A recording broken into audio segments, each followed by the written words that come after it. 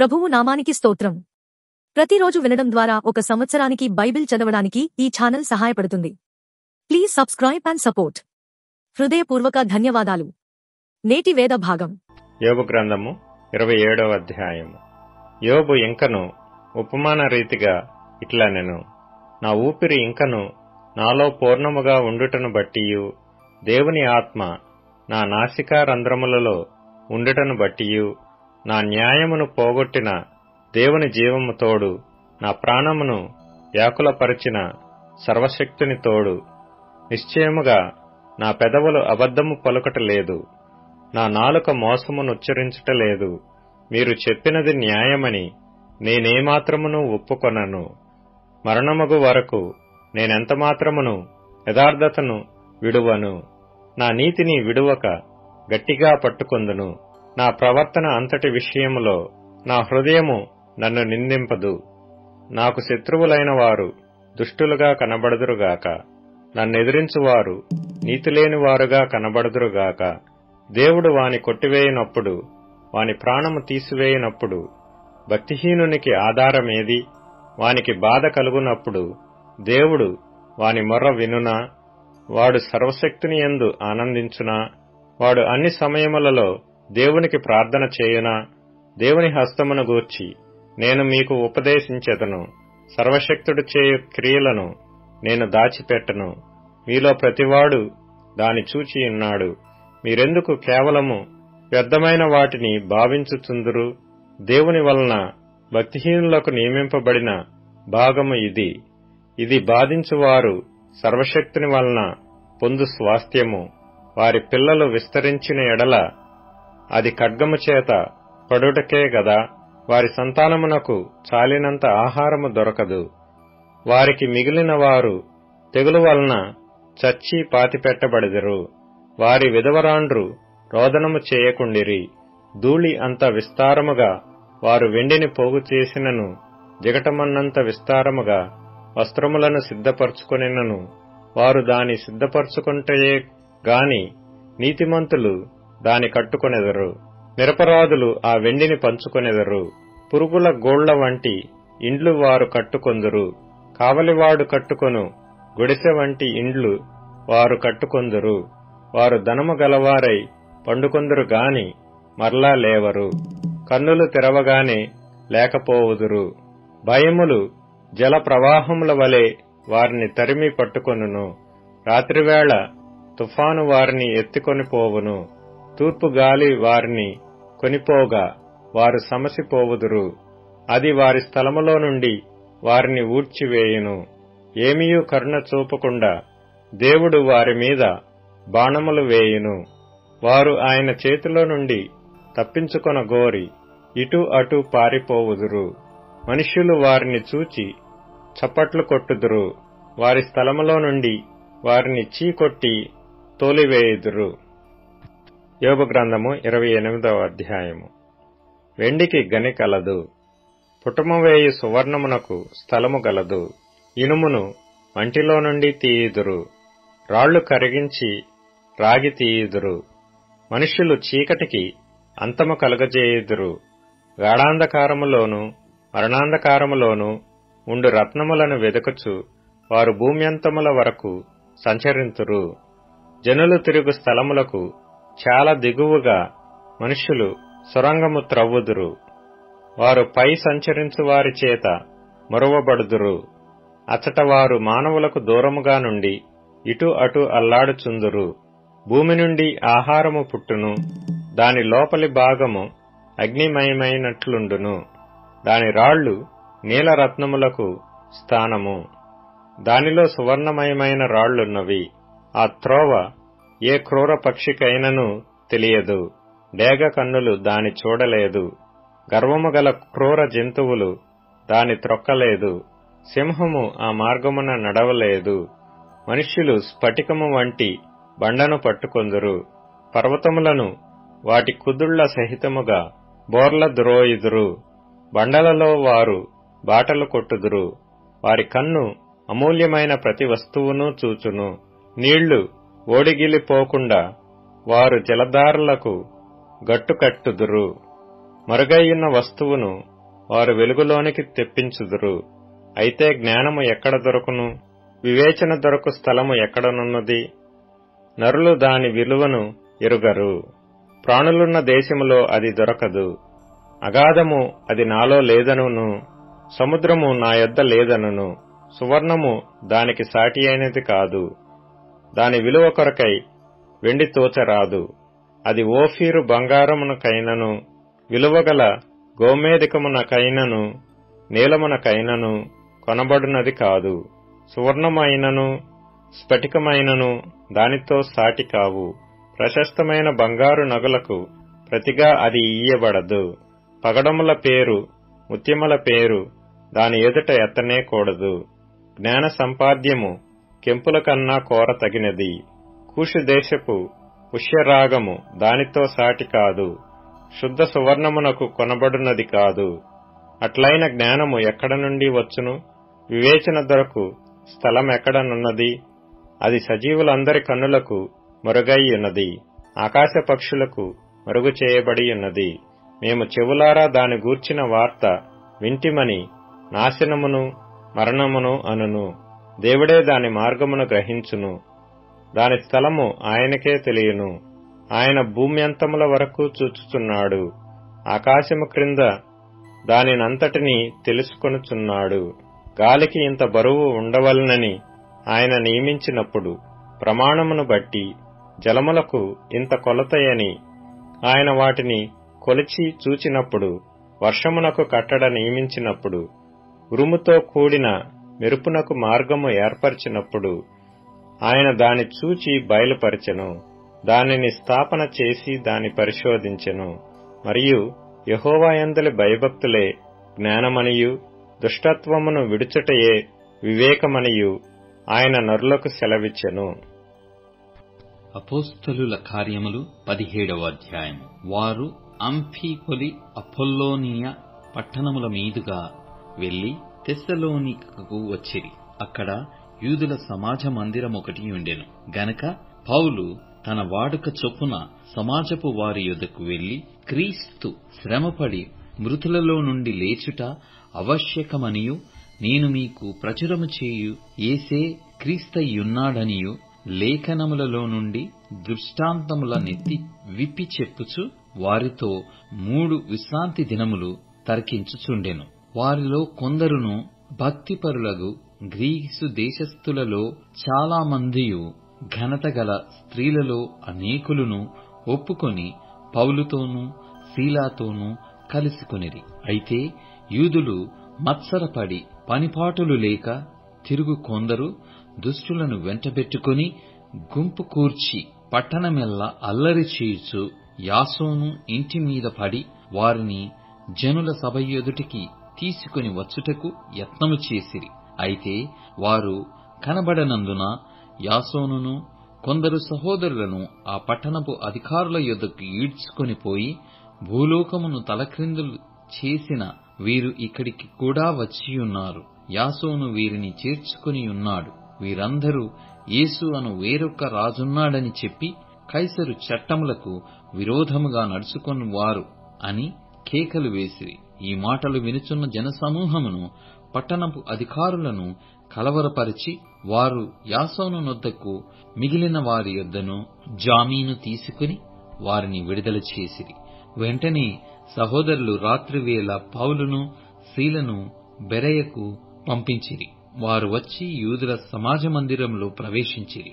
వీరు దెస్సలోనికలో ఉన్న వారి కంటే ఘనులయ్యుండిరి గనక ఆసక్తితో వాక్యమును అంగీకరించి పౌలును శీలయును చెప్పిన సంగతులు అలాగున్నవో లేవో అని ప్రతిదినమును లేఖనములు పరిశోధించుచూ వచ్చిరి. అందుచేత వారిలో అనేకులు ఘనత గల గ్రీసు దేశస్థులైన స్త్రీలలోనూ పురుషులలోనూ చాలా మందియు విశ్వసించిరి.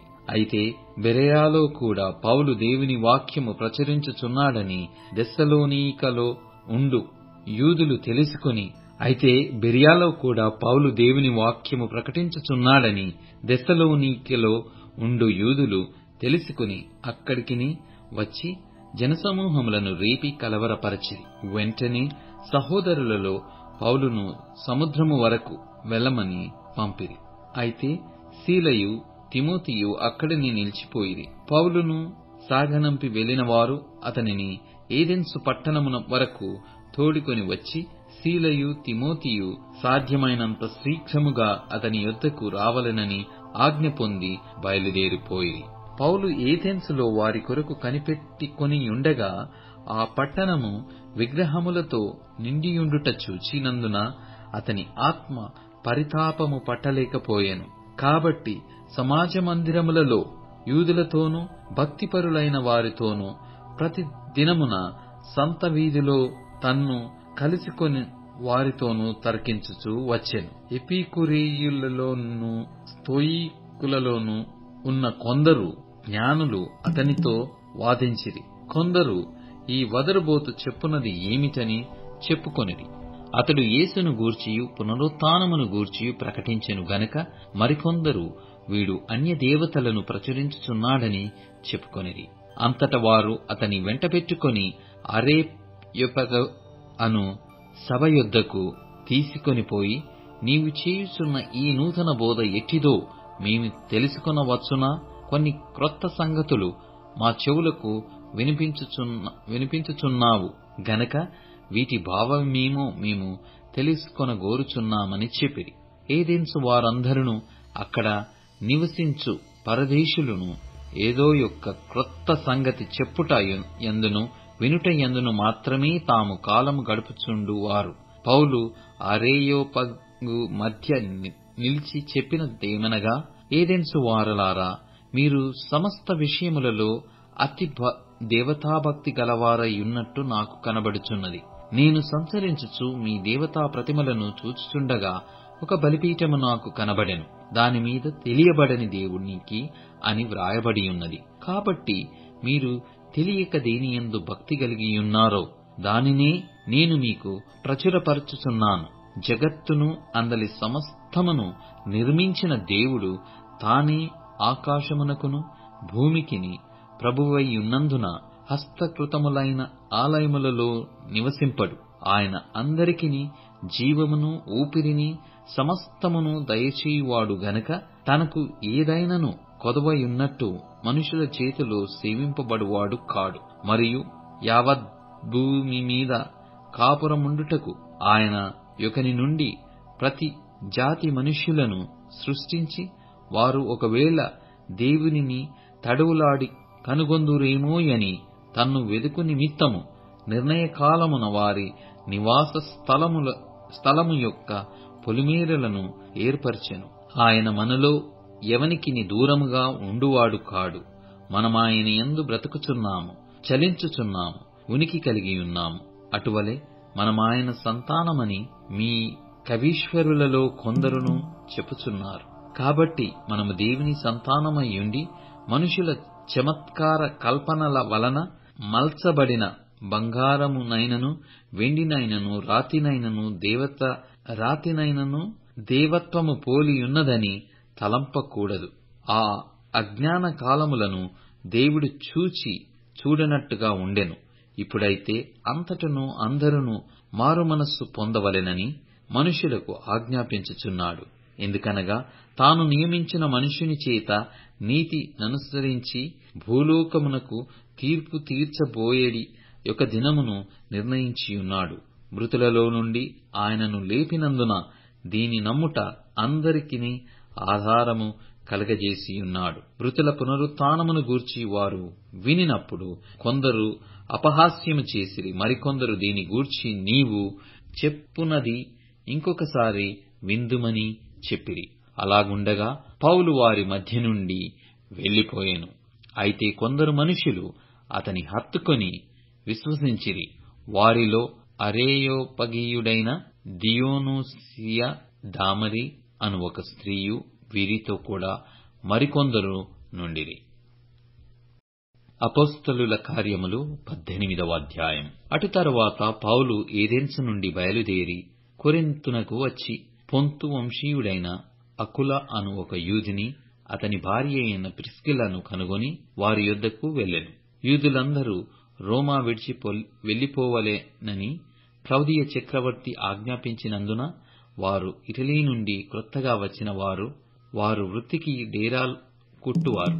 పౌలు అదే వృత్తి గలవాడు గనుక వారితో కాపురముండెను. వారు కలిసి పనిచేయుచుండిరి. అతడు ప్రతి విశ్రాంతి దినమున సమాజ మందిరములో తర్కించుచు యూదులను గ్రీసు దేశస్థులను ఒప్పించుచూనుండెను. సీలయు తిమోతియు మాసిదోనియా నుండి వచ్చినప్పుడు పౌలు వాక్యము బోధించుటయందు ఆతురత గలవాడై యేసు క్రీస్తని యూదులకు దృఢముగా సాక్ష్యమిచ్చుచుండెను.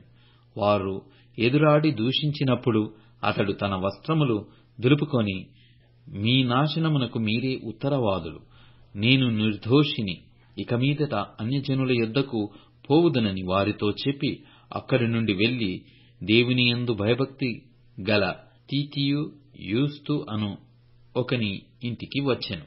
అతని ఇల్లు సమాజ మందిరమును ఆనుకొనియుండెను. ఆ సమాజ మందిరపు అధికారి అయిన క్రిస్పు అను ఇంటివారినందరితో కూడా ప్రభువునందు విశ్వాసముంచెను. మరియు కొరింథీయులలో అనేకులు విని విశ్వసించి బాప్తిస్మము పొందిరి. రాత్రివేళ దర్శనమందు ప్రభువు, నీవు భయపడక మాటలాడుము, మౌనముగా ఉండకము, నేను నీకు తోడైయున్నాను, నీకు హాని చేయుటకు నీ మీదికి ఎవడనూ రాడు, ఈ పట్టణములో నాకు బహు జనమున్నదని పౌలుతో చెప్పగా, అతడు వారి మధ్య దేవుని వాక్యము బోధించుచు 1 సంవత్సరము మీద 6 నెలలు అక్కడ నివసించెను. గల్లియోను అకయకు అధిపతిగా ఉన్నప్పుడు యూదులు ఏకీభవించి పౌలు మీదికి లేచి న్యాయపీఠము ఎదుట అతని తీసుకుని వచ్చి, వీడు ధర్మశాస్త్రమునకు వ్యతిరేక్తముగా దేవుని ఆరాధించుటకు జనులను ప్రేరేపించుతున్నాడని చెప్పిరి. పౌలు నోరు తెరిచి మాటలాడబోగా, గల్లియోను, యూదులారా, ఇది ఒక అన్యాయము గాని చెడ్డ నేరము గాని అయిన ఎడల నేను మీ మాట సహనముగా వినుట న్యాయమే. ఇది ఏదో ఒక ఉపదేశమును పేళ్లను మీ ధర్మశాస్త్రమును గూర్చిన వాదమైతే మీరే దాని చూచుకొనుడి. ఇలాంటి సంగతులను గూర్చి విమర్శ చేయుటకు నాకు మనసు లేదని యూదులతో చెప్పి వారిని న్యాయపీఠము ఎదుట నుండి తోలివేశాను. అప్పుడందరూ సమాజ మందిరపు అధికారి అయిన సోస్తెనేసును పట్టుకొని న్యాయపీఠము ఎదుట కొట్టసాగిరి. అయితే గల్లియోను వీటిలో ఏ సంగతిని గూర్చియూ లక్ష్య పెట్టలేదు. పౌలు ఇంకను బహుదినములక్కడ ఉండిన తరువాత సహోదరుల యొద్ద సెలవు పుచ్చుకొని తనకు మ్రొక్కుబడియున్నందున కెంక్రేయలో తల వెంట్రుకలు కత్తిరించుకొని ఓడ ఎక్కి సిరియకు బయలుదేరాను. ప్రిస్కిల్లా అకుల అనువారు అతనితో కూడా వెళ్ళిరి. వారు ఎఫెసునకు వచ్చినప్పుడు అతడు వారినక్కడ విడిచిపెట్టి తాను మాత్రము సమాజ మందిరములో ప్రవేశించి యూదులతో తర్కించుచుండెను. వారింకను కొంతకాలముండుమని అతని వేడుకొనగా అతడు ఒప్పక, దేవుని చిత్తమైతే మీ యొద్దకు తిరిగి వత్తునని చెప్పి వారి యొద్ద సెలవు పుచ్చుకొని ఓడ ఎక్కి ఎఫెస్సు నుండి బయలుదేరాను. తరువాత కైసరయ రేవున దిగి యెరూషలేమునకు వెళ్లి సంఘపు వారిని కుశలమడిగి అంతియోకయకు వచ్చెను. అక్కడ కొంతకాలముండిన తరువాత బయలుదేరి వరుసగా గలతీయ ప్రాంతమందున్న ఫ్రుగ్రియ యందును సంచరించుచు శిష్యులనందరినీ స్థిరపరచెను. అలెగ్జాంద్రియ వాడైన అపొల్లో అను ఒక యూదుడు ఎఫెసునకు వచ్చెను. అతడు విద్వాంసుడును లేఖనముల యందు ప్రవీణుడునై ఉండెను. అతడు ప్రభువు మార్గము విషయమై ఉపదేశము పొంది తన ఆత్మయందు తీవ్రపడి యోహాను బాప్తిస్మము మాత్రమే తెలుసుకొనిన వాడైనను యేసును గూర్చిన సంగతులు వివరముగా చెప్పి బోధించుచు సమాజ మందిరములో ధైర్యముగా మాటలాడనారంభించెను. ప్రిస్కిల్లయు అకులయు విని అతన్ని చేర్చుకొని దేవుని మార్గము మరి పూర్తిగా అతనికి విశదపరచిరి. తరువాత అతడు అకయకు పోదలచినప్పుడు అతనిని చేర్చుకొనవలెనని సహోదరులు ప్రోత్సాహపరచుచు అక్కడి శిష్యులకు వ్రాసిరి. అతడక్కడికి వచ్చి కృపచేత విశ్వసించిన వారికి చాలా సహాయము చేసెను. యేసే క్రీస్తని లేఖనముల ద్వారా అతడు దృష్టాంతపరిచి యూదుల వాదమును బహిరంగంగాను గట్టిగాను ఖండించుచూ వచ్చెను. కీర్తనల గ్రంథం 42వ కీర్తన. దుప్పి నీటివాగుల కొరకు ఆశపడునట్లు, దేవా, నీ కొరకు నా ప్రాణము ఆశపడుచున్నది. నా ప్రాణము దేవుని కొరకు తృష్ణగొనుచున్నది, జీవము గల దేవుని కొరకు తృష్ణగొనుచున్నది. దేవుని సన్నిధికి నేనెప్పుడు వచ్చెదను? ఆయన సన్నిధిని నేనెప్పుడు కనబడెదను? నీ దేవుడు ఏమాయనని వారు నిత్యము నాతో అనుచుండగా, రాత్రింబగళ్ళు నా కన్నీళ్లు నాకు అన్నపానములాయను. జనసమూహముతో పండుగ చేయుచున్నను. సమూహముతో నేను వెళ్ళిన సంగతిని సంతోషము గలిగి స్తోత్రములు చెల్లించుచు, నేను దేవుని మందిరమునకు వారిని నడిపించిన సంగతిని జ్ఞాపకము చేసుకొనగా, నా ప్రాణము నాలో కరిగిపోవుచున్నది. నా ప్రాణమా, నీవు ఏల కృంగియున్నావు? నాలో నీవేల తొందరపడుచున్నావు? దేవుని యందు నిరీక్షణ యుంచుము. ఆయనే నా రక్షణకర్త అనియు నా దేవుడనియు చెప్పుకొనుచు ఇంకను నేను ఆయనను స్తుతించెదను. నా దేవా, నా ప్రాణము నాలో కృంగియున్నది. కావున యోర్దాను ప్రదేశము నుండియు, హెర్మోను పర్వతము నుండియు, మీసారు కొండ నుండియు నేను నిన్ను జ్ఞాపకము చేసుకొనుచున్నాను. నీ జల ప్రవాహ ధారల ధ్వని విని కరడు కరడును పిల్చుచున్నది. నీ అలలన్నీయు, నీ తరంగములన్నీయు నా మీదుగా పొర్లిపారియున్నవి. అయినను పగటివేళ యెహోవా తన కృపగలగ ఆజ్ఞాపించును. రాత్రివేళ ఆయనను గూర్చిన కీర్తనయు, నా జీవదాతయైన దేవుని గూర్చిన ప్రార్థనయు నాకు తోడుగా ఉండును. కావున నీవేల నన్ను మరచియున్నావు? శత్రుబాధచేత నేను దుఃఖాక్రాంతుడనై సంచరించవలసి వచ్చెనేమి అని నా ఆశ్రయ దుర్గమైన నా దేవునితో నేను మనవి చేయుచున్నాను. నీ దేవుడు ఏమాయనని నా శత్రువులు దినమెల్లా అడుగుచున్నారు. వారు తమ దూషణల చేత నా ఎముకలు విరుచుచున్నారు. నా ప్రాణమా, నీవేల కృంగియున్నావు? నాలో నీవేల తొందరపడుచున్నావు? దేవుని యందు నిరీక్షణ యుంచుము. ఆయనే నా రక్షణకర్త, నా దేవుడు, ఇంకను నేనాయనను స్తుతించెదను. ఇప్పుడు ట్యూన్ఇన్, స్పాటిఫై, అమెజాన్ మ్యూజిక్ మరియు యూట్యూబ్ మ్యూజిక్ లో కూడా అందుబాటులో ఉంది. Please follow us.